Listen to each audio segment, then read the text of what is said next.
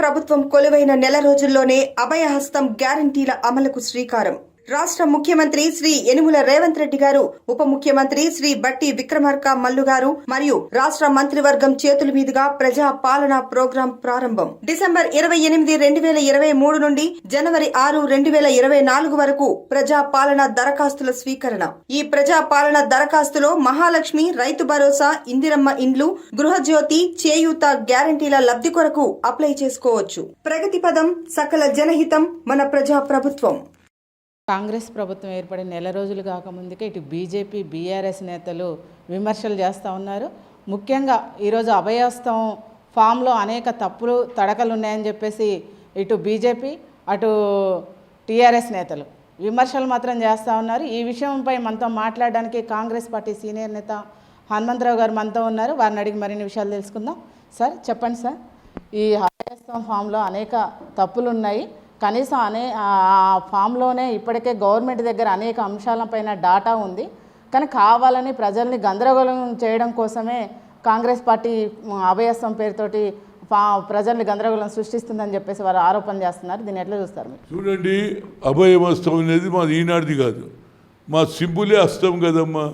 అభయహస్తం మీద కామెంట్ చేయడం ఏదో న్యాయం కాదు. పోతే ఏంటంటే వాళ్ళ భయం ఏంటంటే ఈ 6th డిక్లరేషన్ ఎప్పుడైతే సోనియా గాంధీ గారు ఎన్నికల ముందు తుక్కుగూడలో చెప్పింది, మేము 6 డిక్లరేషన్ ప్రజలకు ఇచ్చిన హామీలు, మహిళలకు బస్సులలో కానీ, గ్యాస్ ఏజెన్సీ తక్కువ కానీ, ప్రతి మహిళకు 2,500 ఇంటికి పంపడం కానీ, ఓల్డేజ్ పెన్షన్ కానీ, రైతులకు ఏది ఎకరానికి ఇంటి, ఇవన్నీ కూడా మా హామీలు. ఈ హామీలు అమలు చేయడానికి ఆయన మొదలుపెట్టాడు. బస్సు ఫ్రీ అయిపోయింది, ప్రతి మహిళ పోతుంది. అదేవిధంగా ఇవాళ 28 మా కాంగ్రెస్ ఫౌండేషన్ డే రోజు 6 డిక్లరేషన్, దానికి వైట్ రేషన్ కార్డు, అదేవిధంగా ఆధార్ కార్డు ఇచ్చేస్తే మీరు మీ ఫామ్ నింపండి, మీకు న్యాయం జరుగుతుంది.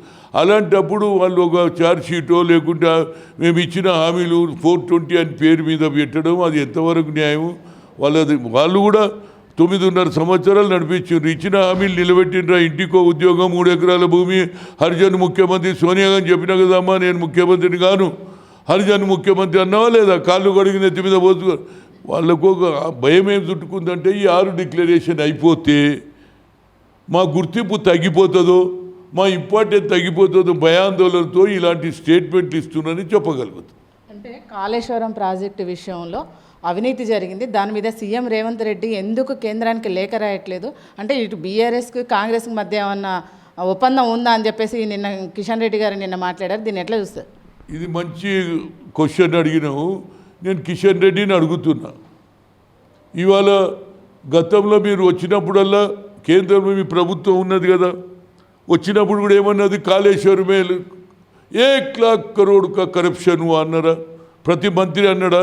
మళ్ళీ ఢిల్లీ పోతే మళ్ళీ ప్రధానమంత్రి కలుస్తాడు, అందరు కలుస్తాడు. ఢిల్లీ పోయి ఈడనే గల్లీలలో ఢిల్లీ మీద దోస్తి, గల్లీలలో ఢిల్లీ మీద దోస్తి చేసి ఇప్పుడు ఏమంటున్నారు? మీరు లెటర్ రాయండి అంటున్నాడు. ఇంతకంటే నవ్వాలన్నా ఏడుపాలన్నా? మీరు మణిపూర్లో అన్ని రాజకీయ పార్టీలు పోయినాయండి. 4 నెలల కింద పెద్ద ఇష్యూ జరిగింది, మహిళలను మానభంగం. ఇప్పటిదానికా ఒక 700-800 మంది చనిపోయారు.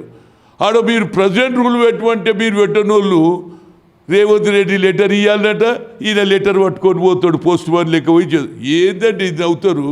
దమ్ముంటే మీ చేతిలో కలం ఉన్నది చెయ్యి, అంతేగాని నువ్వు లెటర్ రాస్తే నేను ఉప్పుతా అంటేనే ఒక మినిస్టర్ గుండి yes you got any gut you can enquiry CBI. ఎంతమంది మీద మీరు అడిగి సిబిఐలు వేస్తున్నారా లేదా? ఎవరిని పడతాను మా పార్టీలో కానీ వేరే పార్టీల మీద సిబిఐ కేసులు అడిగేస్తున్నారా? తప్పు జరిగింది కాబట్టి తప్పు ఉన్నదో లేదో తెలియకుండా మీరు వేస్తున్నారా లేదా?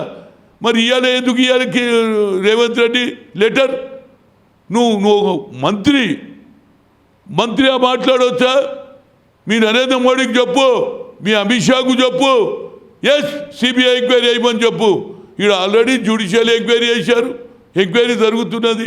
నేనట సిబిఐ ఇన్ని రోజులు ఏం చేసిరా బాబు? మరి ఆనాడు నువ్వు కేసీఆర్ని ఎందుకు అడగలే? ఏమైనా నువ్వు లెటర్ ఇస్తే నేను చేస్తాను ఎందుకు? అప్పుడు అండర్స్టాండింగ్ డబ్ల్యూడబ్ల్యూ జెర్సేపు నువ్వు కుదు నేను కుదు నువ్వు కుదు నువ్వు జంట అలాది. ఇది వాళ్ళ దుకాణం. ప్రజలను అమాయక ప్రజలు అనుకుంటున్నారు. కిషన్ రెడ్డి గారు మాటలు బంద్ చేయి, మొదలు నువ్వు మణిపూర్లో సేవ చేయి, మణిపూర్లో ప్రెసిడెంట్ రూల్ పెట్టు, అప్పుడే ప్రజలు నమ్ముతారు. ప్రజలు రోజు దంచుతున్నారు, ఎవడు ఫైరింగ్, మంది మానభంగాలు, మహిళలను రోడ్ల మీద తిప్పుతున్నారు వితౌట్ చీర, వితౌట్ బట్టలతో. దాని మీద మీకు ఏం ఆలోచన లేదు. ఏదో నేను లెటర్ ఇస్తే నేను తెస్తాంటనేది ఆల్రెడీ రాష్ట్ర ప్రభుత్వం అది జ్యుడిషియల్ ఎంక్వైరీ చేసింది, తడుస్తుంది. అంతేగాని నువ్వు పోవాలి సిబిఐ, మీతోటి కాదురా బాబు, మీ లోపాయికారిగా ఇద్దరు ఒకటే. ఇక రేపు ఎప్పుడో తెలుస్తుంది. రేపు మాకు ఏది ఇండియా కూటమిలా ఉంటారా లేకుంటే మీరు బీజేపీ ఎప్పుడు ఉంటారా అప్పుడు తెలుస్తుంది ఏది బీఆర్ఎస్ బీజేపీ సంగతి అనేది. మేము మొదటి నుంచి అంటున్నాం, మాకు డౌట్ ఉన్నది, మీరిద్దరు ఒకటే అన్నాడా లేదా? ఫస్ట్ టైం ప్రధానమంత్రి అయ్యి వచ్చినప్పుడు గద్వేల్ పోయినప్పుడు ఏమన్నాడు, నరేంద్ర మోడీ ముझे कुछ नहीं चाहिए, आपके दिल में जगह चाहिए. ఒక ప్రేమికుడు ఒక అమ్మాయిని అమ్మ ఐ వాంట్ యువర్ లవ్ అన్నట్టు ప్రేమికునిలాగా ఆప్కే దిల్ మే మేరా జగా ఛాయి అన్నాడు. ఇవాళ ఏమైందిరా బాబు? ఏం మాట్లాడతారు మీరు? ప్రజలు అమాయకులు అనుకుంటున్నారా? ఏదైనా మేము 6 డిక్లరేషన్ చేస్తాం. అదేవిధంగా సోనియా గాంధీ గారి గురించి కూడా ఏది ఎక్స్టెండ్ ఎగ్జిక్యూటివ్లో నిర్ణయం తీసుకున్నాడు రేవంత్ రెడ్డి. ఢిల్లీలో పోయి చెప్పిండు, ఆమె వస్తే నేను పోటీ చేయాలనుకున్న ఖమ్మంకి వెళ్ళి నేను ఆయమ్మ వచ్చినాక నాకంటే ఇంతగా నిజమైన సామాజిక న్యాయం జరుగుతుంది. అందులో ఆమె సోనియా గాంధీ భర్త 3 సార్లు వచ్చిండు అక్కడ ఏది ఖమ్మంలో ట్రైబల్ ఏరియాలో తిరిగిండు. ఆమె వెంబడి నేను కూడా ఉన్నా. ఏది ఫ్లడ్స్ వచ్చినప్పుడు ఎన్టీ రామారావు ముఖ్యమంత్రి, వెంగళరావు పీసీ నేను వెంబడే ఉన్నా. అడవి ప్రాంతంలో కూడా తీసుకెళ్ళాడు. కనుక నా ఉద్దేశంలో తప్పనిసరిగా ఆమె వస్తే తెలంగాణ మొత్తంలో లాభం అవుతుంది, ఎక్కువ సీట్లు గెలవడానికి అవకాశం ఉంటుంది. సాక్రిఫైస్ కుటుంబం ఆమెకు 2 సార్లు ప్రధానమంత్రి పదవి వచ్చిన నేను ఉండనన్నది.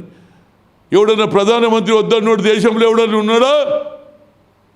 అత్త చనిపోయినా భర్త చనిపోయినా దేశం గురించి సేవ చేసే తల్లి. అంతేకాదు డాక్టర్ మన్మోహన్ సింగ్ ఆర్థికవేత్త చేసింది. ఇవాళ ఒక చిన్న కార్పొరేషన్ చైర్మన్ అంటే కుర్చీడు అనే ఇడోడు, ఇట్లనే కొట్టుకుంటాడు. కుర్చీ వద్దన్నది ఆమె. కనుక ఆ కుటుంబం వస్తే తెలంగాణ మొత్తంలో లాభం అవుతుంది. దానివల్ల రేపు ఇండియా కూటమిలో కూడా లాభం అవుతుంది. తప్పనిసరిగా రాహుల్ గాంధీని ప్రధానమంత్రి చేయాలనేది మా ఆలోచన. తప్పనిసరిగా ఈ ఇండియా కూటమి కూడా ఆలోచన ఏమిటంటే నరేంద్ర మోడీకి బచావ్ దేశ్ బచావ్ అనే నినాదం నడుస్తుంది. అందరు కలిసి పనిచేస్తారనేది నా ఉద్దేశం. ఈసారి ఎన్నికల్లో ఖచ్చితంగా మార్పు కనిపిస్తూ ఉంది. ఖచ్చితంగా రాహుల్ గాంధీ ప్రధానమంత్రి అవుతారని చెప్పేసి హనుమంతరావు గారు చెప్తా ఉన్నారు. కెమెరామెన్ వెంకటేష్తో స్పందన, మాస్టర్ కి టీవీ, హైదరాబాద్.